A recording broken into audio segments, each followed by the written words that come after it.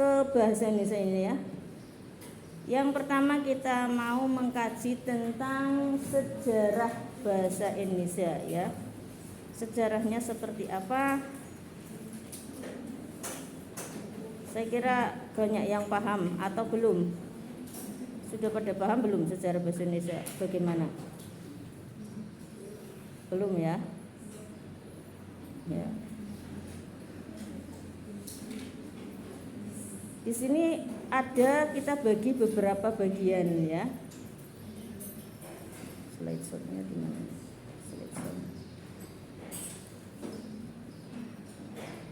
Yang pertama pada masa zaman kerajaan ya.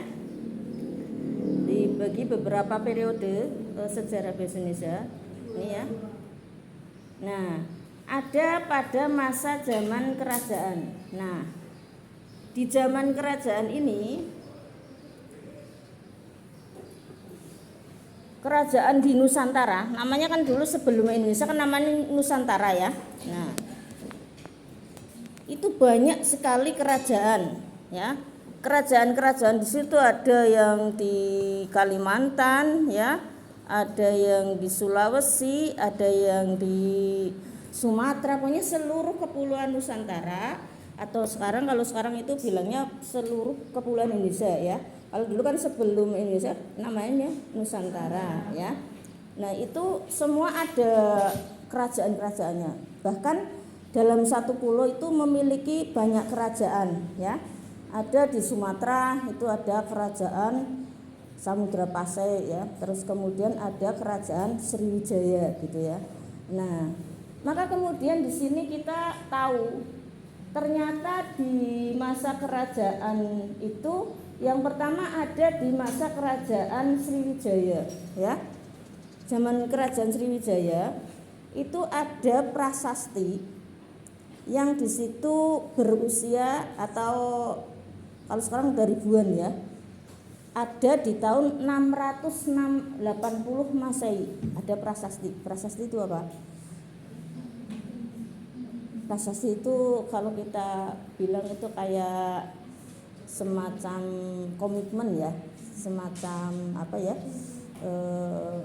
ya komitmen, sesuatu yang merupakan apa ya, sumpah atau yang diyakini yang harus dijalankan, tapi biasanya bentuknya itu serius dan jelas, tapi apa ya, singkat ya kan.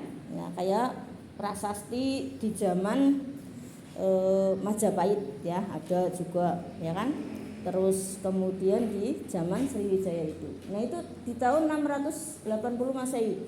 Berarti di tahun 680 Masehi sudah ada bahasa Indonesia. Tetapi belum bernama bahasa Indonesia. Mengapa? Karena waktu itu bahasanya itu dibilang bahasa Melayu lah, kalau kita terkenalnya itu Melayu ya dulu ya. Belum ada namanya. Yang jelas di Sumatera itu memakainya bahasa kayak gitu. Yang ciri khasnya biasanya kayak orang Malaysia itu ya. Apa? Siapa gitu ya. Ya kan? Tuan, Datuk gitu kan. Nah, itu yang seperti itu yang di Sumatera. Tapi Sumatera itu Sumatera Aceh, terus kemudian Sriwijaya itu bagian Sumatera Utara. Nah, kalau Sumatera Selatan beda lagi ya. Sumatera di Riau beda lagi. Kalau Riau itu ciri khasnya Apo gitu ya. Terus apa namanya? Di Lampung juga begitu, Apo ya. Siapo gitu ya. Ndak kemano gitu ya, yang kayak gitu Sambo gitu ya. Itu di Sumatera bagian tengah sama selatan pakainya OO. Kalau yang di utara pakainya gitu ya. Nah, nanti kalau sudah jadi bahasa Indonesia itu beda lagi seperti yang kita gitu ya. Makanya bahasa Indonesia ternyata nggak satu tuh, jadi bermacam-macam. Cuma ketika sudah dijadikan bahasa Indonesia menjadi bahasa Indonesia nasional, semuanya sama, ya kan? Cuma dialek masing-masing biasanya terbawa, ya kan? Orang Sumatera tetap di mana-mana bilangnya sulit untuk seperti bahasa Indonesia yang sudah dibakukan. Itu namanya bahasa Indonesia baku, ya, bahasa Indonesia standar, gitu. Lanjut. Yang kedua, ada tulisan yang terdapat pada batu nisan di Minye Tujuh ya, Aceh. Nah ini udah agak jauh dari prasasti yang pertama itu tadi, yaitu tahun 1380 Masehi. Artinya ada batu nisan yang ditulisnya pakai bahasa Indonesia. Nah tapi kalau ini karena sebelum Indonesia dideklarasikan sebenarnya bahasa Melayu gitulah ya, lebih mudahnya bahasa Melayu gitu. Ada juga di sini ditemukan ya batu nisan ditulisannya bahasa Melayu. Jadi kemudian ini mulai ada bahasa Indonesia ya.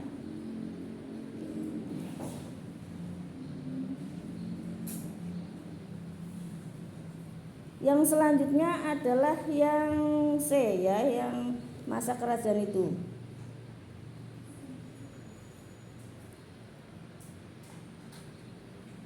Ada juga prasasti Kedukan Bukit ya di Palembang pada tahun 683 Masehi. Berarti ini semasa atau sejaman dengan prasasti yang ada di Sriwijaya ya, karena 683 Masehi. Jadi di situ ada apa ya istilahnya bukit dikeduk bahasa Indonesia kedukan ya. Bukit di apa itu? Kalau dikeduk nama bahasa Indonesianya apa? Digali ya. Digali tapi dalam jadi dikeduk ya. Ini bahasa Indonesia itu sangat sederhana ya. Kalau bahasa Jawa itu luas banget ya kan? Coba bahasa Jawa kalau dijadikan bahasa nasional Indonesia hebat itu, penak ya. Karena bahasa Indonesia jadi angel ya kan. Contoh, kalau kita ngomong ya kamu, bahasa Indonesia ke ayah kamu ya kan, ke ibu kamu ya kan, kamu, kau, engkau kan itu tiga sama-sama ya. Hei kamu dari mana kan gitu ya, kamu, engkau ya kan, enggak ada lainnya. Tapi kalau bahasa Jawa ada lain-lain ya kan, panjenengan ya kan, sampean, terus apa lagi, selirane ya toh, terus apa lagi, kowe ya kan. Banyak itu bahasa Jawa ya. Nah tetapi di sini juga karena bahasa Indonesia itu kita kan orang Indonesia itu terkenal santun ya, sopan santun gitu. Maka juga nggak boleh sama ayahnya, kamu mau kemana ya? Nggak boleh itu sebenarnya, ya kan? Cuma anak-anak sekarang itu begitu ya, anak kecil masih TK masih SD, ayahnya, ya kamu mau kemana? Nggak boleh. Kita harus santun juga, kalau ayah ya ayah, ya. Misalnya kalau saya sampean, hei Bu Tuti, kamu mau kemana? Saru itu ya, nggak sopan ya kan? Yang sopan, ibu mau kemana gitu kan? Nah, atau Ibu Tuti mau kemana? Jadi ada ternyata masih ada kesantunan juga ya. Tidak kayak orang barat, orang Inggris ya kan, you semua ya kan, you gitu. Makanya orang barat itu kalau mengaku orang yang berperadaban, saya nggak setuju ya. Peradaban kepriwe ya kan, lambene biar tahu rapat ya kan. Aku pemain nggak Donald Trump, aku sengit banget. Mohon maaf. Tembe berurai ini tak skip ya. Itu kalau nonton TV atau nonton berita tuh apa ya. Jadi kalau Donald Trump lagi pidato, saya dengerin suaranya kok nggak mau lihat baca. Suami gitu nih Donald Trump ya. Kenapa? Anda tahu ya?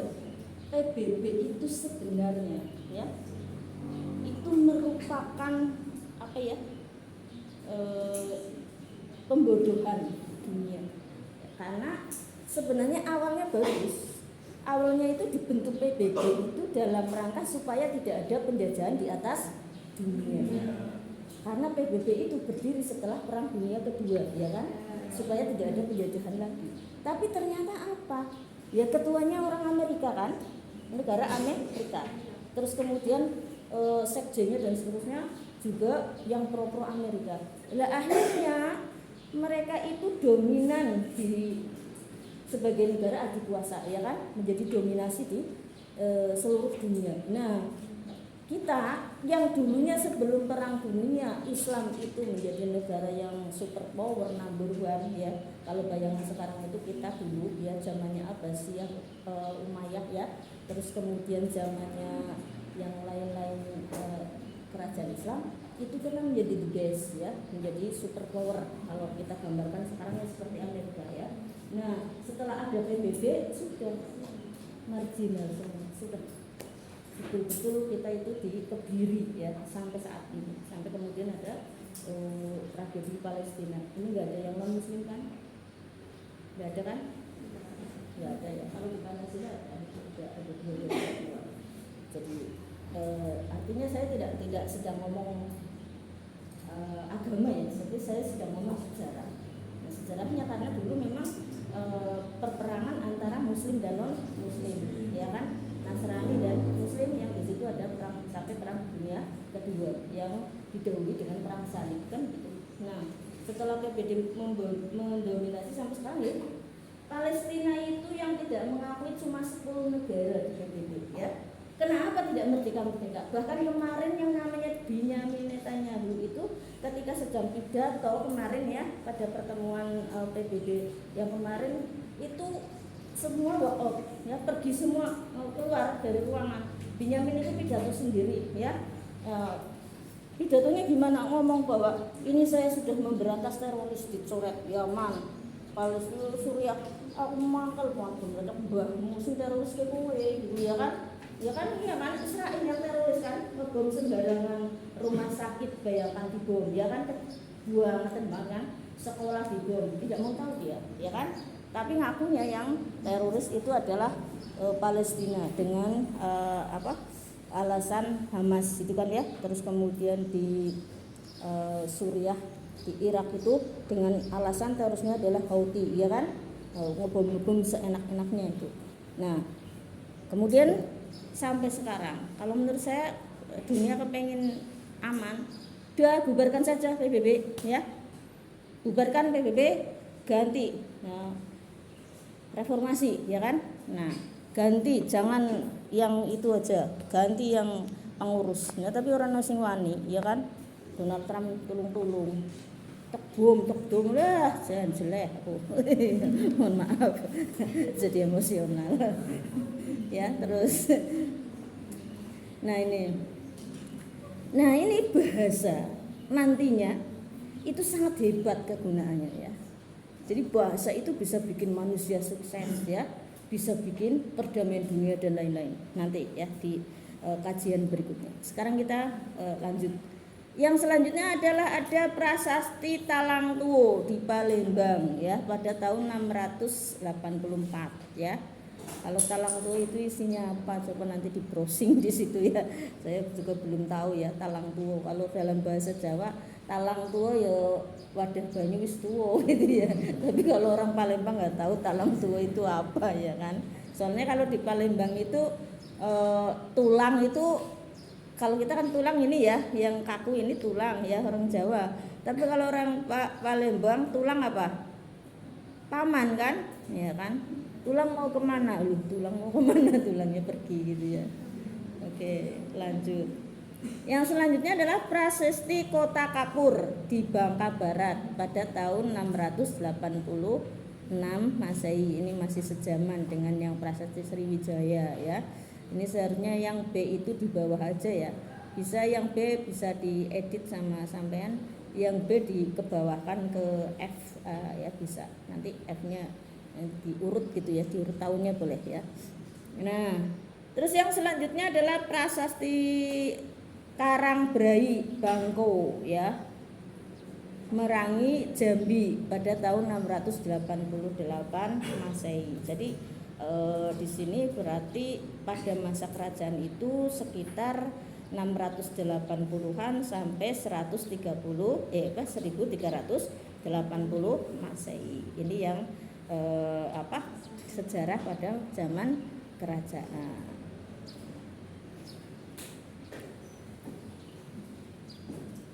Nah, yang kedua adalah pada masa kolonial Belanda. Nah ini, jadi saya yang nomor 1 yang paling benci pada Donald Trump. Nomor 2 aku benci sama Belanda. Ngeri ya. Kenapa? Karena Belanda itu menjajah Indonesia selama berapa tahun? Iya, kebangetan banget kan, jahat banget. Rupanya aku nek weruh wong landas ngitep pol ya. Wis, tambah weruh sengit ya. Lucu ya. Jadi jangan kayak dulu ya, kan saya kan yang punya Hotel Mutiara ya. Dulu ada Hotel Mutiara, sekarang sudah diratakan dengan tanah ya. Nah, itu di hotel kan banyak yang yang nginep. Itu banyak turis-turis kan. Pada seneng banget ya, anak kecil-kecil juga. Good morning, mister ya, terus gimana apa ujung-ujungnya Mane ngisi-ngisi bahasa Indonesia ya. Minta uang ke turisnya. Saya bilang, ngapain kamu? Turis di sini tuh orang asing, lagi dolar, orang usah lagi ngene, orang usah dijemput ngisi-ngisi gitu. Orang tahu bahasa Indonesia, bahasa Jawa itu baik, tahu bahasa Inggris, bahasa Jawa. Temenan, terusnya malah dibilang good morning gitu malah. Ngajar gitu. Maksudnya maturnuun itu kan Belanda sekarang, ya kan? Tapi Belanda dulu kan menjelajahi banget kan? Nah, ya, Masya Allah ya. Kita jangan sampai lah ya. Kita itu sekarang warisan dari Belanda selama 350 tahun menjajah di Indonesia sampai kita jadi karakternya kayak orang Belanda. Antara lain apa? Diktator, ya kan? Gila hormat. Itu kan Belanda. Belanda itu di sini tuh nunuk dan jajah, ya kan? Ngerampok. Jajah kan namanya ngerampok ya.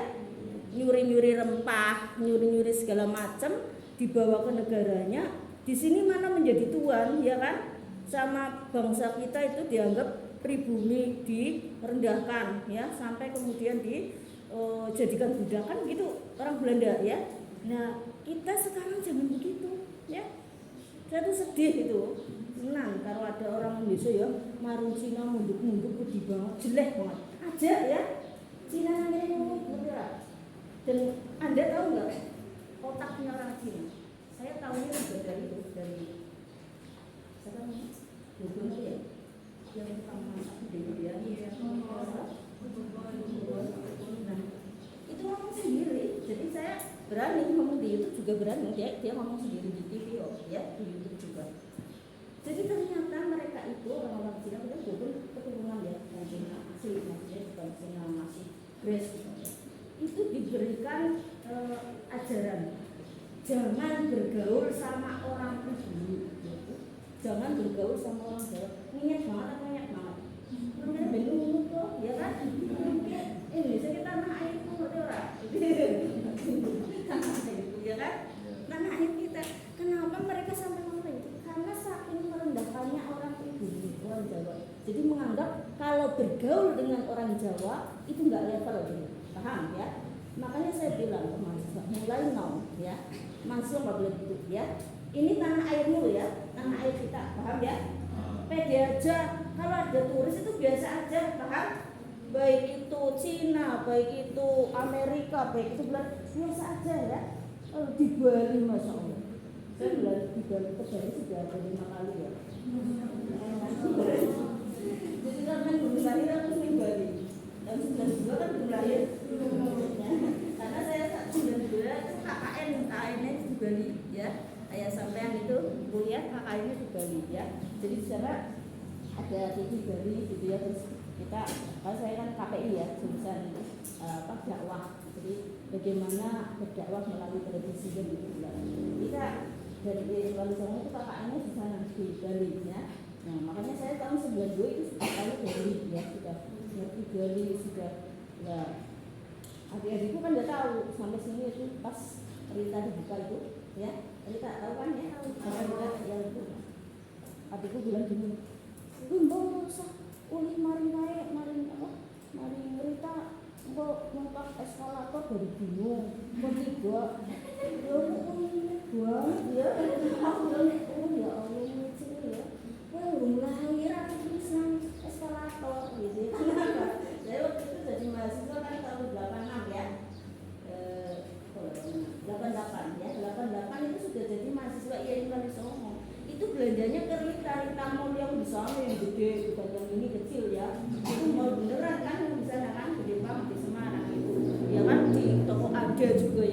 namanya toko ada tapi mall di banget di sana. Udah biasa kayak eskalator ngece banget cerita tentang Dewi ini semenato orang bisa kan gitu ya.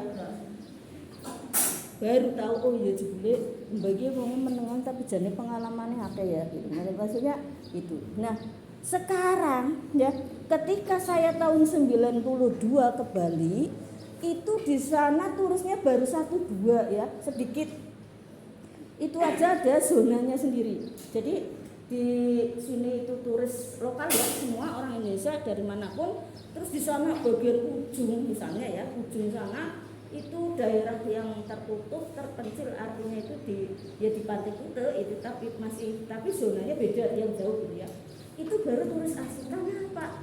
Masya Allah. Di sana itu turis asing pas di zona itu tidak pakai selembar benang pun, bayangkan. Benang aja nggak pakai. Ya. Jangankan kain, benang aja nggak pakai.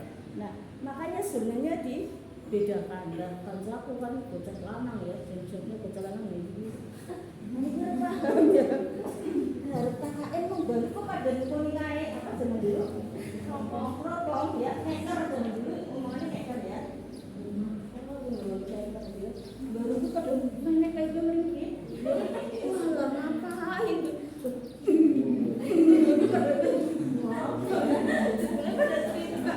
Lihat itu manusia yang bulat-bulat itu tanpa pakaian lagi berjemur begini katanya. Mau ketemu kabeh dan Masya Allah. Itu di Bali tahun 92. Tapi masih di zona tertentu. Jadi orang kita nggak melihat. Loh, sekarang parah banget. Ya, terakhir aku ke sana itu tahun kemarin. Masya Allah. Orang usah maring zona tertentu. Begitu mudun jelek nang Pantai Kute ya atau jelek nang Salus ya wis weruh kabeh arep sing ireng gedeng pada kegelange dateng kabeh ya nganggo anu apa pakaian dalam tok ya kan ya ndol-ndol nang wedun ya kan ketemu kabeh sing ireng gedeng ya kuwe ana sing kuning ya sing kuninge wong Cina ya kan ana sing putih kayak babi dia abang kayak gitu terus di protol gitu ya macam-macam cantikan kita makanya orang-orang barat tuh suka banget sama orang Indonesia ya. Makanya sampean ini yang nggak pede-pede tolong ya, sampean yang di Indonesia nggak pede nggak usah merasa minder ya. Nanti kalau ke luar negeri sampean tuh paling cantik ya, bisa dapat orang Turki yang keren banget ya. Karena bagi orang Turki Anda itu cantik banget ya. Kita tuh cantik banget ya orang Indonesia. Tapi bener ya kan? Secantik-cantiknya orang sana dideleng putih tapi pada enggak itu loh. Kalau kita orang Asia kan kulitnya itu ya, apa? Mulus ya. Enggak banyak macam-macamnya. Kalau orang barat itu ada lubang, ada apa merah-merah enggak bilang kayak gitu ya. Iya. Makanya kalau saya di barat itu dikira masih SMP ya. Ya karena orang barat kayak gitu, ya kan? Si bujang wis tua banget ya, Mbak. Orang bisa ngono nonton anu kayak grup sepak bola, ya kan? Kayak bocah cilik kayak, ya kan? Lah karo aku usianya tuh tapi kayak wis kaki-kaki gitu kan. Nah, makanya artinya enggak usah itu. Dan lagi ya tak kasih tahu. Sampean itu bagi yang nggak pede, mulai sekarang tak kasih tahu. Sampean itu cantik banget, percaya nggak? Ya, kalau nggak percaya nanti kalau pulang dari sini, yang punya sesuatu, ada yang di sini di rumahnya Kroya apa Kubang Kangkung? Mana Kroya Sung? Ya, di sana ada apa? Maksudnya di belakang rumahmu ada apa gitu kok di sana? Ya, di sana ada apa di belakang rumahmu? Kebun. Ya itu yang bukan kebun. Di kebun ada apa? Makhluk hidup. Macan itu Kubang Kangkung. Apa? Ayo. Kambing kan? Iya. Ada kambing, ada ayam ya? Iya. Coba ngacung yang merasa minder, aku jelek, aku nggak cantik, ngacung cepat. Nggak apa-apa ya ini zaman now itu wagu minder. Ayo, sampai yang merasa nggak cantik ngaku aja. Tuh, merasa nggak cantik semua? Iya. Alhamdulillah. Syukur. Karena takutnya ada yang minder merasa tidak cantik, jangan ya. Kalau nggak percaya yang merasa nggak cantik, nanti turun ke belakang rumah ya. Kalau bagusnya sendiri yang punya tenaga ya itu sama yang B gitu ya. Sampai selfie gitu ya. Nanti kita bandingkan cantik kan mana sama dia ya. Cantik mana dia?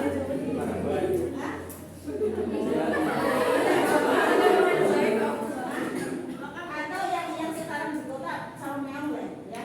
Sama selfie sama meong ya. Ayo selesai. Mereka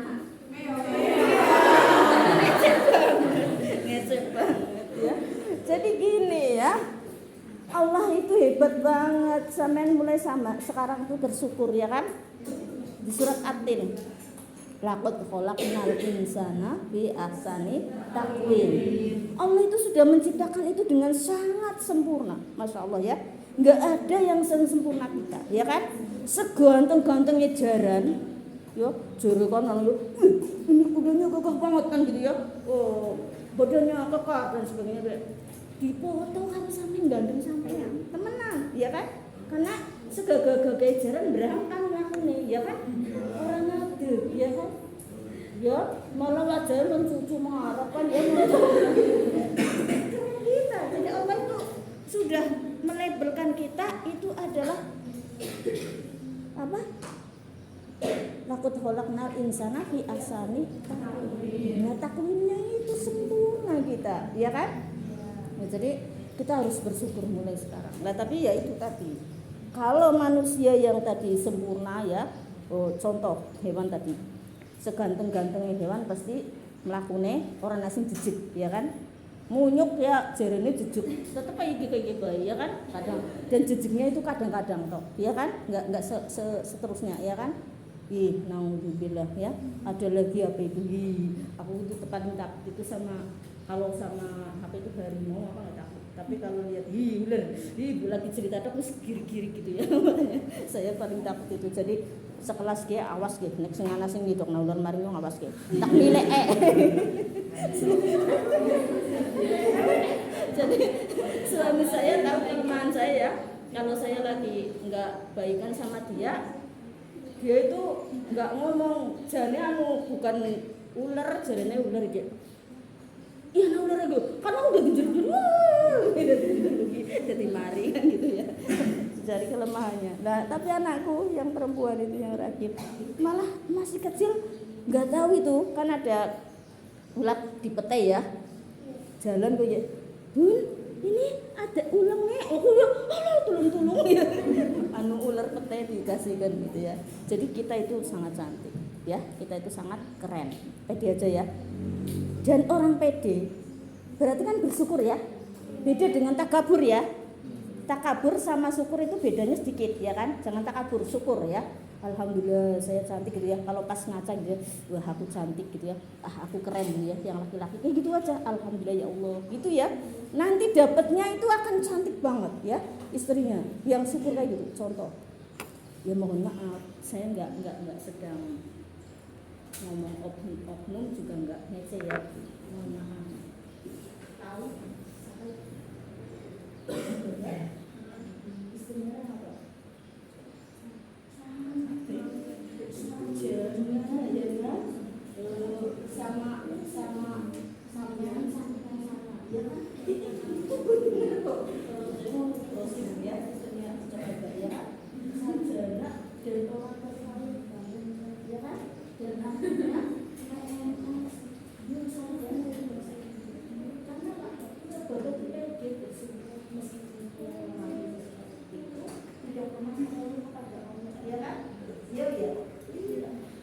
Tapi ada ya anggaku ana.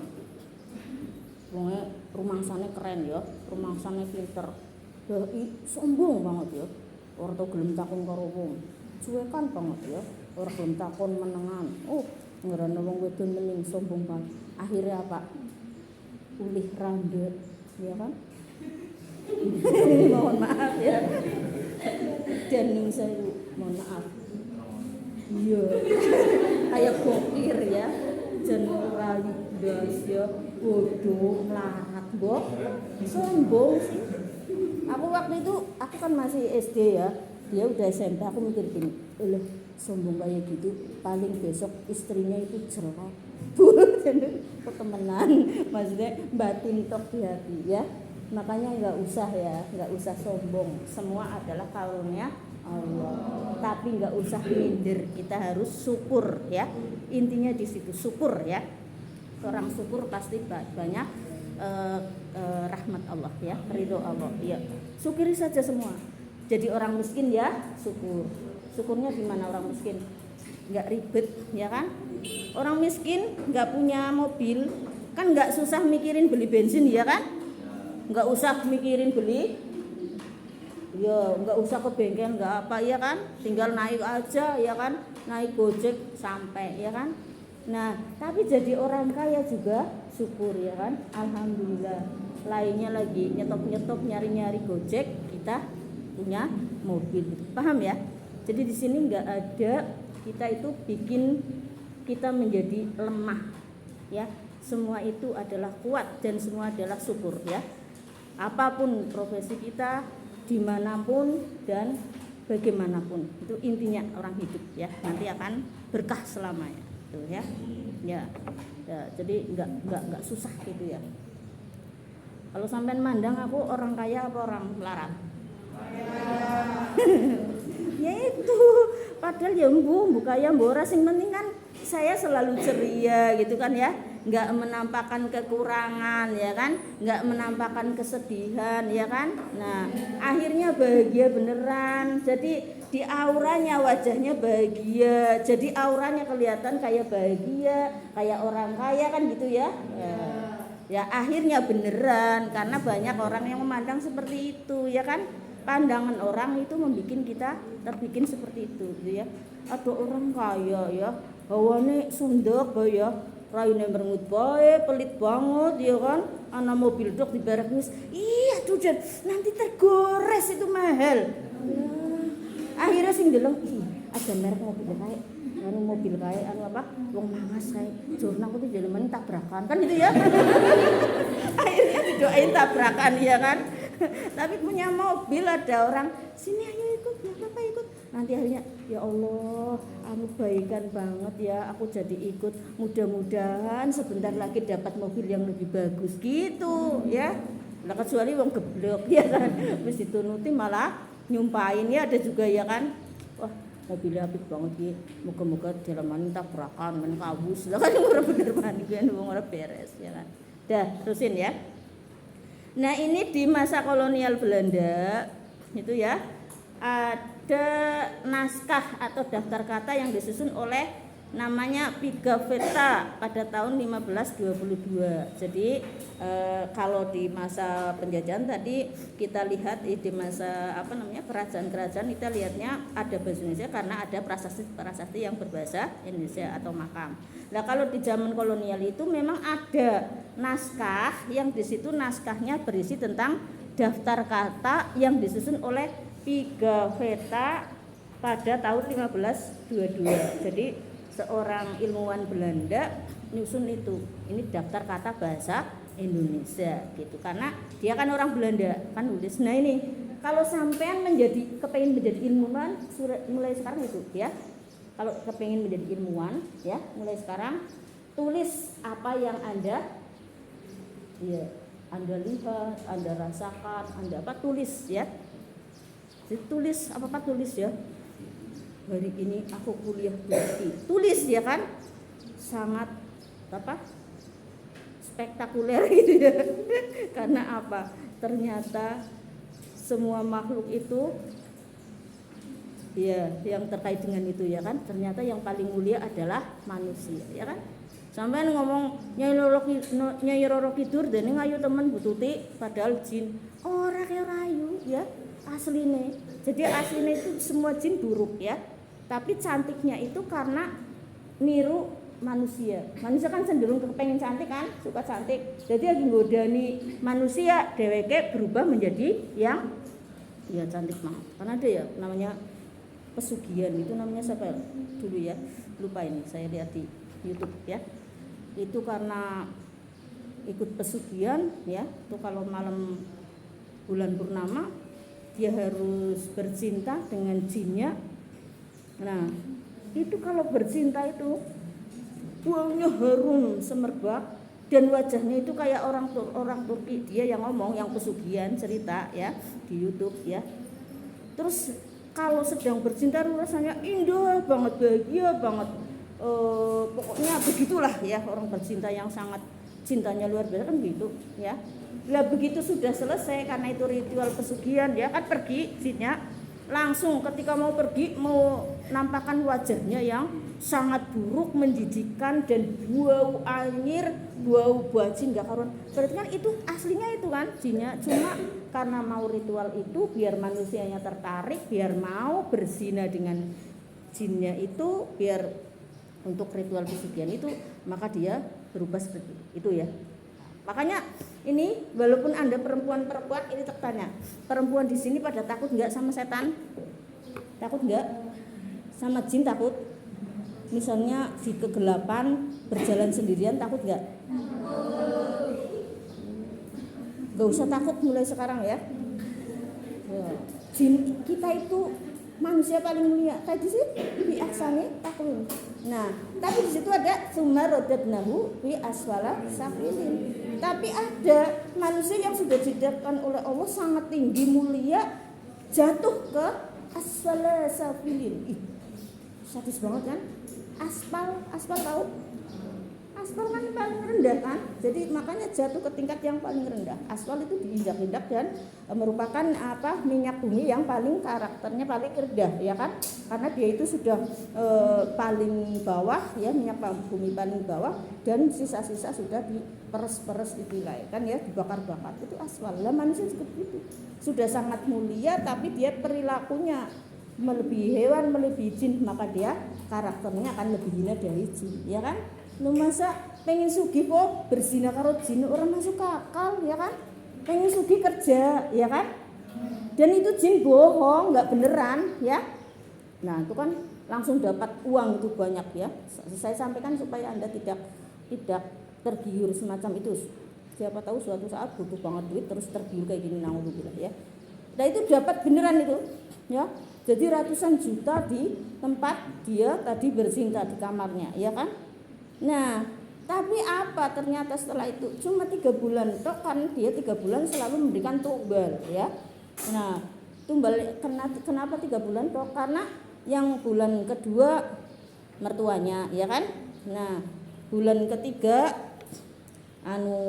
adik iparnya loh, ini perempuan ini aku.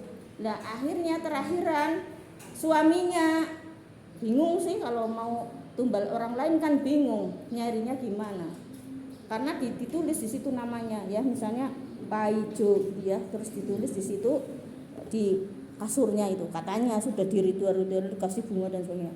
Nah setelah ditulis suaminya penasaran, karena kan ketika pesugihan kan berangkatnya ke Gunung Kawi kan sama suaminya ya berdua. Ini siapa lagi nih? Ini sudah ibuku sama adikku sudah korbankan, sekarang siapa lagi? Misalnya dia suami takut istri ini ya, jadinya manut bae istrinya pesugihan bareng ngajak dikorbankan ibunya karo adine. Jadi ya orang tegel dan sebagainya, tapi kepriye maning kan sudah terlanjur perjanjian dengan setan kan nggak boleh setan kalau janji konsekuen ya. Jadi kalau sampean janji nggak konsekuen kan ngumpuli setan berkhianat. Setan konsekuen kudu gitu ya. Nah, guyon ya. Setelah itu gimana? Ditulis Paijo misalnya suaminya, tapi bukan Paijo beneran. Aku cuma untuk contoh ya. Suaminya tuh, saya dheweke jengkel, langsung tulis jenengane dheweke lho. Namanya istrinya itu yang suka ritual itu, tulis gulung, istrinya nggak tahu. Lah sampai ke situ ya jinnya langsung menerkam dia. Ternyata jin itu kayak gitu, berbentuk misalnya seperti serigala ya, terus digigit sininya gitu. Jadi matinya semua memar-memar dan sebagainya. Itu pengakuan orang yang pesugihan. Nah akhirnya terus yang ngaku itu suaminya. 3 bulan toh mati kabeh ya kan. Terus suaminya ketemu Kiai Kristoba ya. Jangan sampai seperti itu. Jadi alhamdulillah orang putus cinta juga gitu ya. Nah, ini pengakuan dari siapa saya lupa lah, ada di YouTube ya, mantan dukun santet. Itu nggak masuk akal. Cuma karena korban bullying ya, waktu SMP sekolah dibully-bully sama temennya, akhirnya dia terus kepengin sakti ya, kepengin biar menang sama temennya. Nah, sakti dimasuki itu kan apa? Hodam-hodam ya, kayak jin-jin ritual gitu kan ya. Nah, akhirnya kan kelakuannya kayak jin itu, jahat, akhirnya jadi dukun santet luar biasa. Nah, sekarang sudah tobat ya. Nah, itu cerita ternyata orang pesugihan itu ada yang makan janin barang, janin mentah itu ya. Berarti beneran itu menjijikan banget ya. Dan tidak hanya itu, sampean kenal Mongol toh? Mongol stres. Itu pengakuan Mongol di YouTube ada juga. Itu juga kayak gitu ritualnya, yang ritual satanik ya, pengikut satanik. Jadi ritualnya itu mabok bareng, berzina bareng ya, laki perempuan semua, pokoknya sama laki-laki ya boleh, laki perempuan ya boleh, ganti-ganti berapa banyak itu. Nanti kalau ada yang hamil terus digugurkan, terus dimakan janinnya ya, di blender, terus di darahnya ya diminum bareng-bareng buat giliran. Kalau enggak ya itu tangannya dicuil, dicakot enak gitu ya, katanya kira-kira kayak makan daging mentah itu, naudzubillah. Karena apa? Dia ngomong sendiri itu Mongol. Kok enggak jijik waktu itu? Ya karena ada setannya, ya kan? Kalau orang normal seperti kita diceritanya aja sudah gitu ya. Itu karena ada setannya, dua hawa nafsunya ya kan? Nafsu ingin dendam ya kan? Nafsu ingin sugih dan sebagainya. Makanya itulah nanti kita jangan sampai menjadi yang asfala safilin ya. Kita pertahankan takwimnya tadi ya. Jadi manusia yang mulia ya. Ini lagi cerita Belanda otoriter jadi malah ke sana ya kan. Nah, itu karena Belanda itu seperti itu, sombong ya, dan merasa mulia, semua direndahkan padahal dia sendiri di sini sedang nunut, bahkan ngerampok ya kan, menjajah. Nah, ini kita yang sampai sekarang kok masih sifatnya seperti itu karena warisan dari Belanda ya, ngikut-ngikut Belanda. Ada kan orang pembeda di RT itu sombong banget ya kan, apa maning jadi presiden ya kan, merasa hebat. Itu tiru-tiru Belanda namanya ya.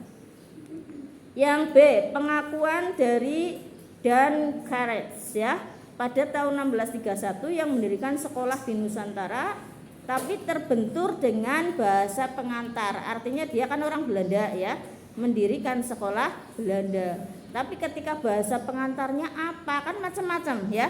Ini orang Jawa inggih-inggih ya, yang sini lain lagi bahasanya. Akhirnya kemudian Dan Carets inilah kemudian menggunakan bahasa Melayu, karena bahasa Melayu itu mudah ya, mudah dimengerti, mudah digunakan. Ini pengakuannya dari Dan Carets ya. Yang ketiga, pada waktu itu pemerintah kolonial Belanda kemudian mengajukan surat keputusan atau mengeluarkan surat keputusan. Ini nomornya ada tertera di PPT, yang di situ menyatakan bahwa pengajaran di sekolah-sekolah Bumi Putra ya, di sekolah-sekolah Bumi Putra diberi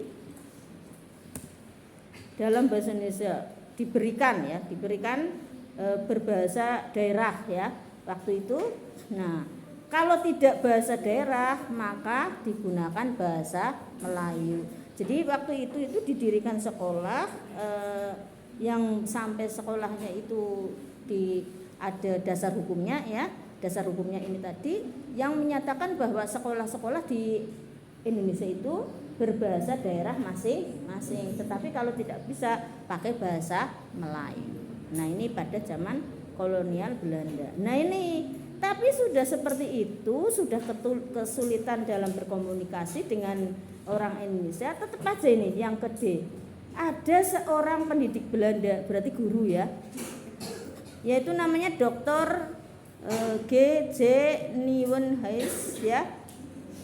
Ini berpolitik atau memolitisasi ya, dipolitisi ya, agak Indonesia, bahasa Indonesia ini itu. Nah, dipolitisasinya bahwa bahasa yang paling mulia itu bahasa Belanda gitu ya. bahasa Indonesia itu rendah. Sampai di situ ada seorang dari orang Indonesia namanya Abdul Muiz ini menulis roman. Roman, tahu roman?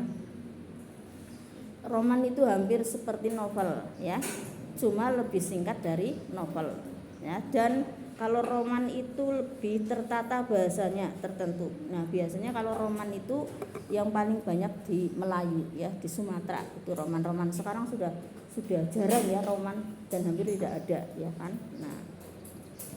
Nah ini judulnya Salah Asuhan ya. Salah Asuhan ini roman itu menceritakan tentang anak dari orang Indonesia gitu ya, tapi salah dalam mendidik ya, orang tuanya salah mengarahkannya dan sebagainya.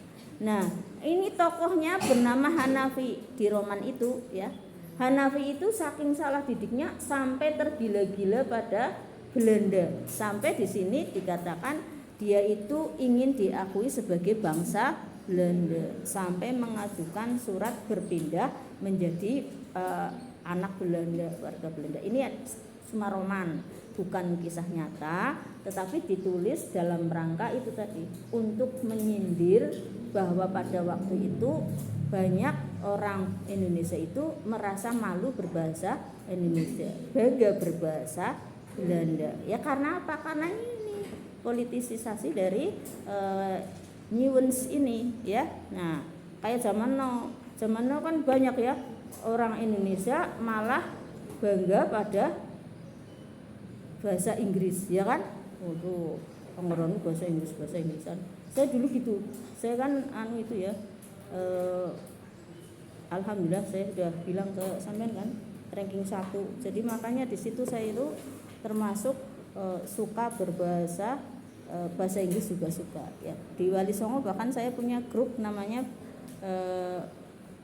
grup, jadi WEC ya tulisannya itu, orang yang mahasiswa Wali Songo yang kalau berkomunikasi itu berbahasa Inggris ya sama Arab ya.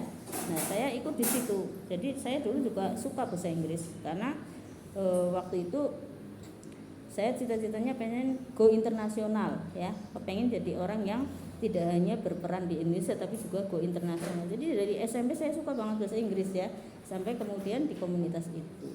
Nah tetapi di sini sekarang saya itu tadi pernah ya ngalami pada waktu S2. Saya saking bencinya sama orang barat itu sampai ke bahasanya juga saya benci ya. Saya mikir kayak orang itu, kayak orang-orang Islam radikal. Itu bahasa Inggris bahasanya orang kafir gitu ya. Saya benci banget. Ternyata profesor saya waktu S2 itu ya di UIN Sunan Kalijogo itu tahu hati saya ya. Inilah orang kalau sudah ma'rifatullah ya, sudah ilmu tingkat tingginya ma'rifatnya kepada Allah, itu basirohnya kuat. Jadi mahasiswa kayak gini banyak di kelas S2 bisa tahu hati saya. Pas itu ya. Itu ya Bu Tuti.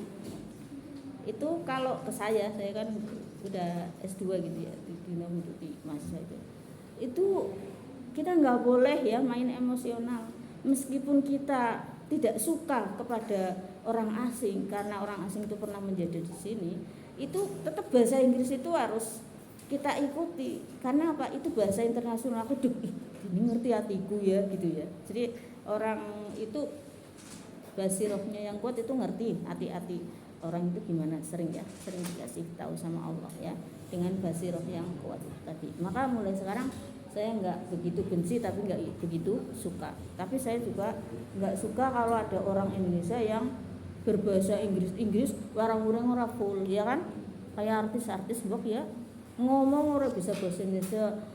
It's very one baru dari pokoknya ala gue ngapa orang bisa bahasa Inggrisan dikena ya kan. Orang ngomongnya bahasa Inggrisnya seperti itu ya. Berarti guyon ya. Tapi kalau Anda maksudnya mau go internasional itu banget ya. Kuasai dua bahasa ya. Bahasa Arab, bahasa Inggris ya. Kalau bahasa Indonesia itu sebenarnya hampir menjadi bahasa internasional ya. Sekarang sudah menjadi bahasa regional ya kan. Malaysia, Brunei, Indonesia kan sudah berbahasa Indonesia ya, karena masih satu rumpun. Australia juga ya kan, yaitu Austronesia yang berbahasa Melayu itu tadi ya kan. Nah, jadi kalau sampean itu nanti lulus dari sini yang PGSD ya, kok nggak diterima ngajar di Indonesia, ngajar saja di Australia. Ada ya guru berbahasa Indonesia, boleh ya. Asal itu tadi jangan lupa tanah air, tetap Anda adalah orang Indonesia. Gitu aja. Udah, mumpung masih muda ya. Nanti kalau sudah menikah ribet, ya kan? Jadi mumpung masih muda mau go internasional silakan. Nanti kalau sudah menikah dapat orang yang bisa go internasional juga ya. Kalau sudah nikah kayak saya S2 toh bojone jengkel ya kan, S3 jengkel lah apa maning ngari ndi ya kan misalnya ya. Oke, lanjut. Nah, sekarang yang ketiga adalah pada masa perjuangan ya, kemerdekaan atau bisa juga disebut masa pergerakan. Nah, pada waktu perjuangan kemerdekaan itu momen yang sangat kita pahami dan sangat Masya Allah ya, fenomenal, yaitu waktu Sumpah Pemuda 28 Oktober 1928. Jadi Sumpah Pemuda itu jauh sebelum Indonesia merdeka, ya kan? Merdeka tahun 1945. Lah, Sumpah Pemuda 28 Oktober. Mengapa? Ya karena itu dalam rangka untuk menyatukan seluruh bangsa supaya bergerak bersama untuk memperjuangkan kemerdekaan, itu harus bersumpah bersama, ya kan? Sumpahnya yang terkenal apa? Kami putra putri Indonesia bersumpah apa? Bertanah air satu, tanah air Indonesia, berbangsa satu, bangsa Indonesia, berbahasa satu, bahasa Indonesia. Itu seperti itu. Cuma zaman dulu itu U-nya belum seperti sekarang ya. U-nya itu oe, ya kan? Jadi putra putri tulisannya poetra, poetri ya. Jadi kalau zaman dulu itu kalau namanya tuti pun ada toeti gitu ya, toeti. Tapi terus kesini menjadi U, ya kan? Nah, itu momen sebelum merdeka. Terus sekarang pada masa kemerdekaan. Di zaman kemerdekaan ada beberapa momen ya. Yang pertama itu tahun 1953 ya. Di tahun 1953 ini ada tokoh yang bernama Purwodarminto ya, Purwodarminta ya, mengeluarkan kamus bahasa Indonesia yang pertama. Jadi kamus bahasa Indonesia yang pertama itu cetak atau disusun pada tahun 1953 oleh Purwodarminto. Ya kan sekarang masih dipakai ya sama kita ya. Kadang kalau nulis kamus bahasa Indonesia Purwodarminto, itu kamus pertama bahasa Indonesia ya. Sampai sekarang masih. Makanya tadi kalau sampai mau jadi ilmuwan mulai sekarang tulis apa yang Anda lihat, apa yang Anda dengar ya, apa yang Anda rasakan ya. Ini nanti bukunya ditinggalkan sampai iya gitu ya, sampai nulis oh iya gitu ya. Nah kalau saya karena zaman now itu sudah era digital, saya itu nulisnya bukan di buku tapi nulis di medsos ya.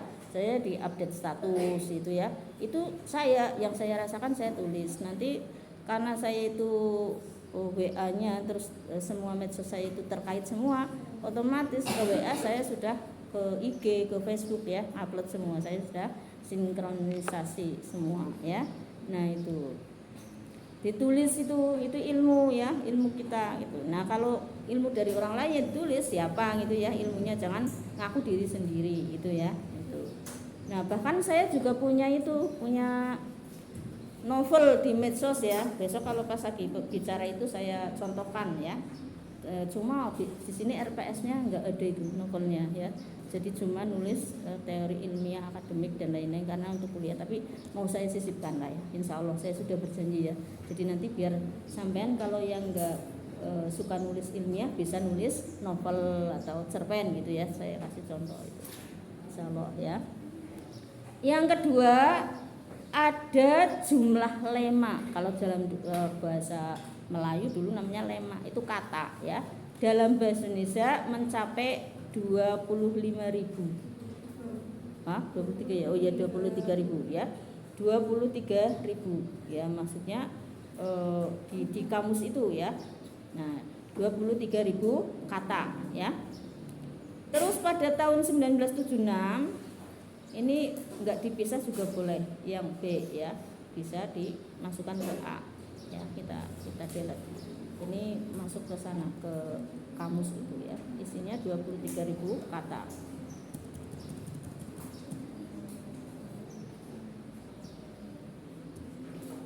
Nah, pada tahun 76 ini Pusat Bahasa menerbitkan Kamus Bahasa Indonesia.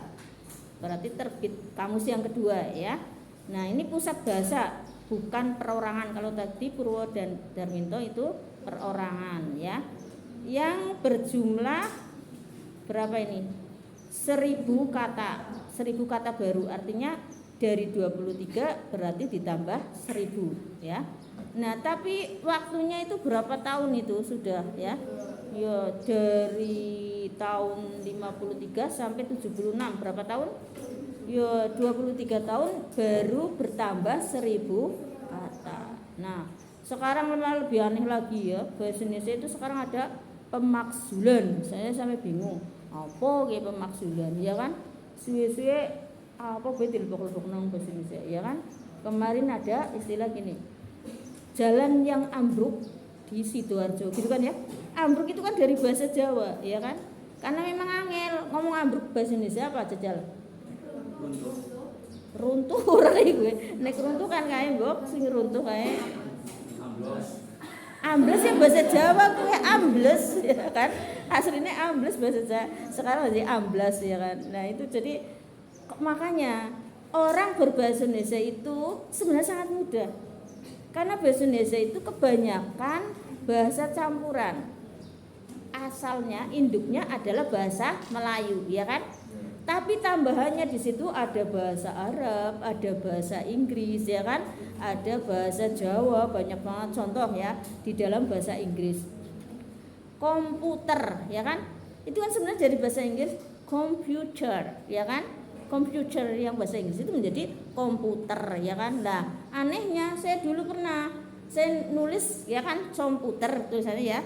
Nah saya ngomong gini komputer gitu diguyu kabeh sekolah. Lho dosen-dosen ini guys anu di rapat dosen, lho kok pada guyu nang apa sih? Alah wong komputer ndadakan komputer iki komputer kan aslinya kan, cuma kalau diinggriskan banget berarti komputer kan gitu ya. Tapi kalau wong Jawa kan komputer sebelum sekarang menjadi komputer ya kan. Terus science ya kan, science kan sekarang menjadi apa? Sains ya kan. Itu serapan-serapan. Jadi misalnya kalau kita mau menerjemahkan ke bahasa Indonesia dari bahasa Inggris, mikir bingung ya kan, tulisannya komputer kita terjemahan apa ya? Oh komputer beneran ya kan, sains ada itu serapan di situ. Bahasa Arab juga begitu ya kan, bahasa Arab malah banyak banget, alhamdulillah gitu ya, bisa jadi biasa banget ya kan, insya Allah bisa biasa banget kan, banyak lah ya. Terus dari bahasa Belanda ya, kalau orang Jawa itu ngomong kursi yang panjang itu apa? Bahasa orang Jawa. Hah? Kalau ini kan itu kursi yang panjang itu loh Pak. Risbang ya. Risbang itu bahasa Belanda. Risbang artinya kursi dawa ya. Makanya angger kalian oh bahasa Belanda ini kursi dawa apa? Risbang gitu ya. Nah, terus akhirnya wong Jawa mau bangku gitu kan ya, karena sekarang risbang itu tadi. Jadi apa? Bang, kursi ya. Ris ya, itu dari rest, istirahat, ya kan? Wong angger nang risban, akeh mesti turun, ya kan? Jadi kursi nggo istirahat, risbang gitu ya. Itu contoh.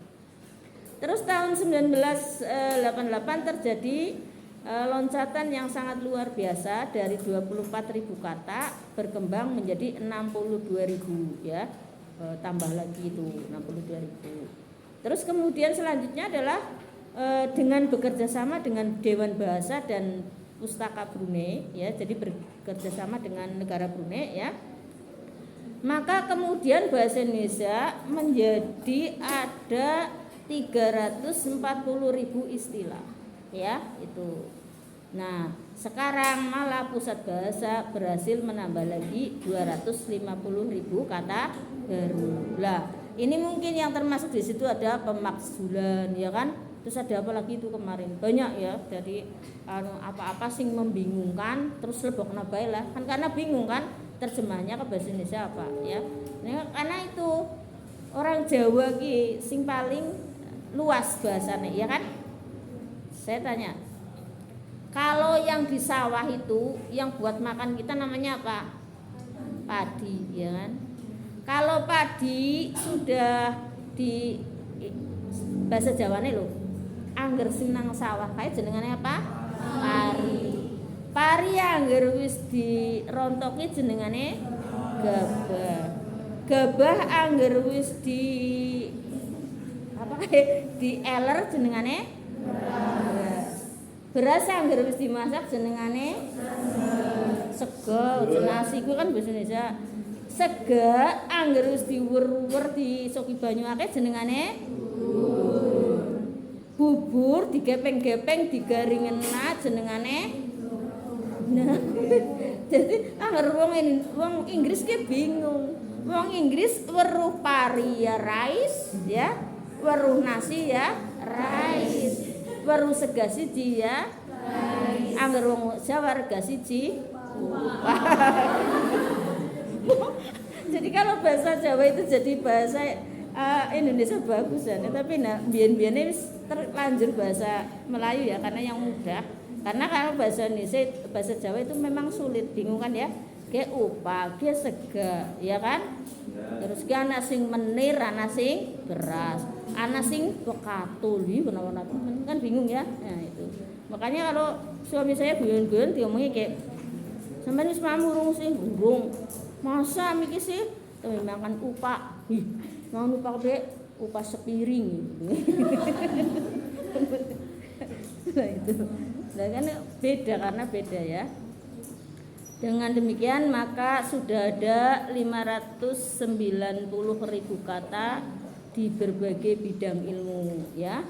Sementara kata yang umum yang bukan seluruhnya itu ada 78.000 ya. Yang 78.000 itu antara lain itu ayah, ibu ya, kamu, kan itu bukan di bidang ilmu. Itu masuknya ke situ ya.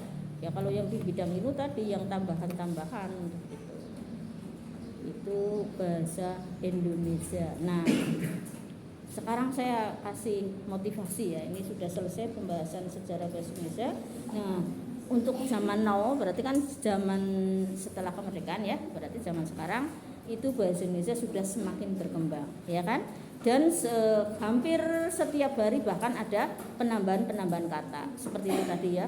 Tiba-tiba ada orang ngomong apa terus viral kan gitu ya. Terutama ini yang biasa memviralkan itu biasanya media ya, bukan medsos, media ya. Media itu artinya bisa dari wartawan dan sebagainya itu ya, ketika dialog itu biasanya langsung viral ya, kayak kata pemakzulan itu kan dulu karena ada anggota parpol yang diturunkan jadinya pemakzulan. Dan ternyata dipikir-pikir pemakzulan itu dari bahasa apa? Dari bahasa Arab ya kan, nazala yanzulu tanzilan maksulan gitu.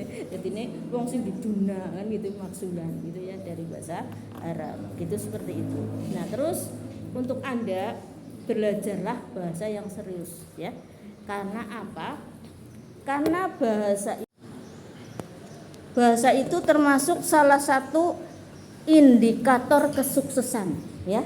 Kalau nggak percaya, yang namanya dari zaman Aristoteles ya, dari zaman Aristoteles, kenapa Aristoteles itu sekarang sampai sekarang itu terkenal ya, terus kemudian Plato terkenal, itu karena kemampuan bahasanya ya kan. Kalau tidak mampu dalam berbahasa, niscaya ilmunya tidak akan sampai sekarang ya, karena pandai berbahasa itulah bisa membahasakan ilmunya gitu ya.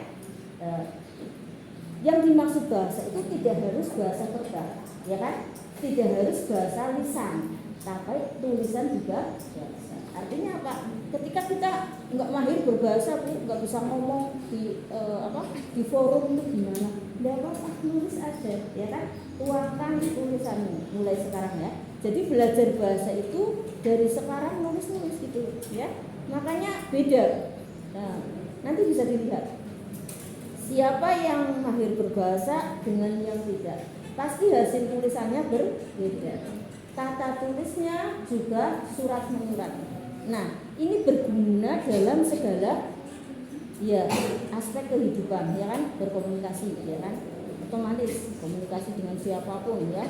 Terus kemudian untuk meraih sukses kerja, ya kan, sukses kerja kan wawancara, ya.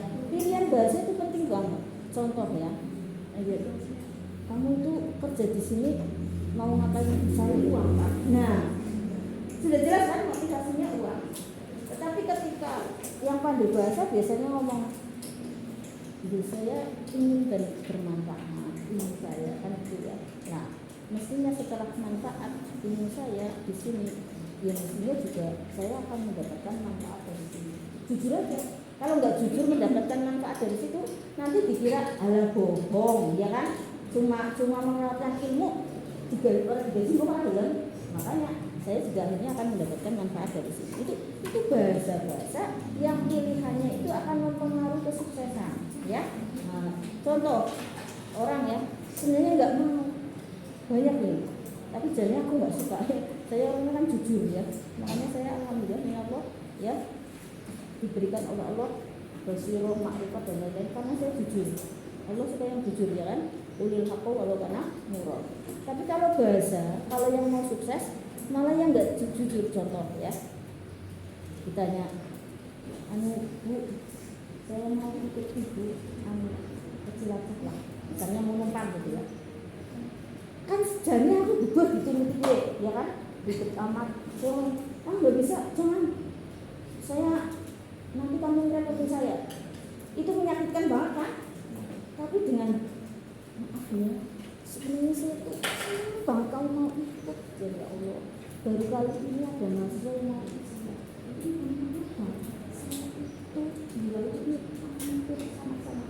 Kira-kira sama-sama menolak, yang sukses tidak menyakiti yang mana? Ya, yang kedua kan, yang pilihan bahasanya tepat. Itulah nanti kegunaan bahasa itu sampai segini, ya. Termasuk bahasa ke anak didik, ya kan? Bocah cilik yo, sampean ulang bocah cilik. Ayo anak-anak, kita nyapu bareng gitu ya. Oh, subuh kabeh ya kan. Aja koyo jualan iki mereka nyapu kan gitu ya. Tapi anak-anak nih, siapa yang mau dapat nilai bagus gitu ya. Siapa yang mau jadi anak soleha gitu ya. Saya bu guru ya kan. Coba kalau yang anak soleha biasanya kalau ada kotor-kotor dibuang enggak gitu kan ya? Iya dibuang. Nah, kamu soleha enggak? Iya, soleha. Bisa dibuang kan? Tapi dia ini butuh dikir orang bakat ya. Mulane butuh orang belum dari guru ya. Jadi dia dosen. Nah, dosen kan terserah ya. Saya mau ngomong apa ke mahasiswa itu enggak masalah. Karena apa? Mahasiswa itu sudah dewasa, ya kan? Penilaian Anda ada di diri Anda, ya kan? Saya begini, ya ada di diri saya kan itu sudah nafsu sudah sendiri meskipun saya tetap menjaga etika. Artinya bahasa itu juga mengandung etika, ya. Dan bahasa itu juga bisa dilihat dari latar belakang siapa yang diajak bicara, ya kan? Kalau terhadap anak-anak beda terhadap orang dewasa, beda lagi kepada orang tua, beda lagi kepada pimpinan, ya kan? Nah, itu biasanya kita juga akan dihormati dari bahasa kita. Kalau kita terbiasa berbahasa santun, berbahasa yang dewasa, itu banyak yang menghormati. Tapi kalau kita ngawur ya, orang mahasiswa, kowe ngapa kowe pecicilan boy lu kuliah mau kena, mesti mahasiswa sakit hati, ya kan? Suatu saat tidak menghormati, ya kan?